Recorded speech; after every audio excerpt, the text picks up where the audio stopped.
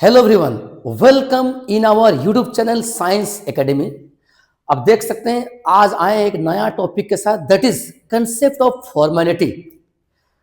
Maximum बच्चे number of moles को समझ लेते हैं, बट फॉर्मेलिटी में एक न्यू टर्म्स आते हैं, दैट इज 4 मोल। ये कंसेप्ट समझ में नहीं आता है, तो आज डिस्कस करते हैं फॉर्मेलिटी को। दैट इज फॉर्मेलिटी इक्वल होता है number of 4 moles of solute dissolve in per litre volume of the solution. Simple, जैसे हम लोग मोलारिटी पढ़े थे, वहां पे हम यूज किए that is number of moles. Number of moles that mean mass upon molar mass. अब देखिए number of moles equal to mass of solute divided by molar mass of solute. तो सिंपल कंसेप्ट है number of moles that is mass upon molar mass. But जैसे हम लोग आते हैं formality के केस में, ये क्लियर लिखा हुआ है कि number of 4 moles dissolve in per litre volume of the solution. Downward portion that is same, जैसे मोलारिटी में पढ़े थे, सेम टू सेम है, लेकिन ऊपर पार्ट जो आपको दिया हुआ है that is number of 4 moles.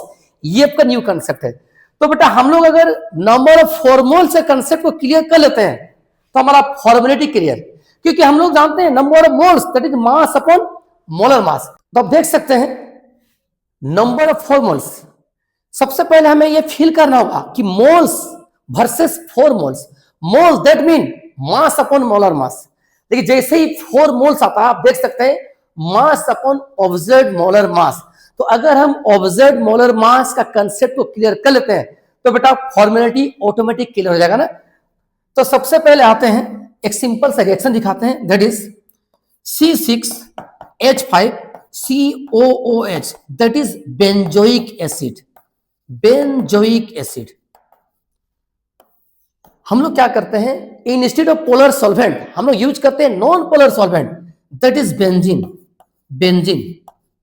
Benzene में जैसे ही बेंजोइक एसिड को डिसॉल्व करते हैं तो लेफ्ट साइड आप देख सकते हैं दैट इज मोनोमर है। मोनोमर मतलब 1 मॉलिक्यूल हिस्सा लिया ना, 1 पार्ट।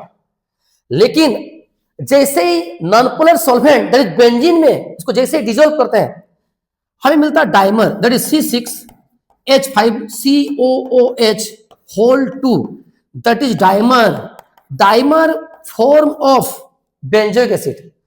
नॉर्मली कोई भी फार्मूला मास को यूज करते हैं that is normal molecular mass. जैसे कि बेंजोइक एसिड, इसका जैसे ही मोलर मास को फाइंड आउट करते हैं तो हम पाते हैं 122 ग्राम पर मोल।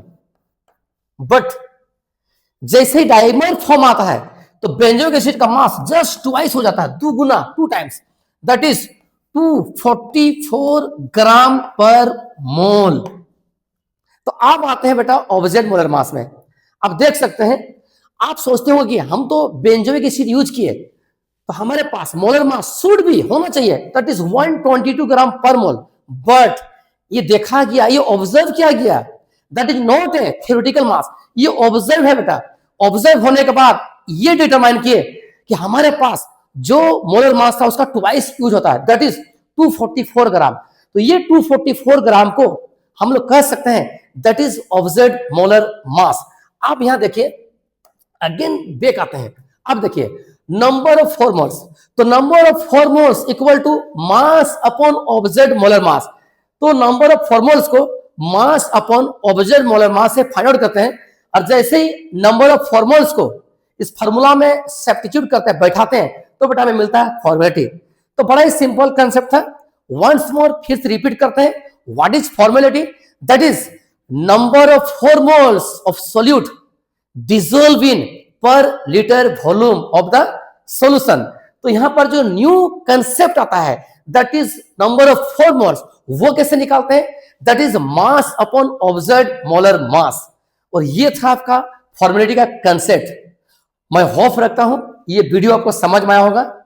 इसी तरह से हमारे चैनल को लगातार सब्सक्राइब करते रहिएगा। Okay, thank you.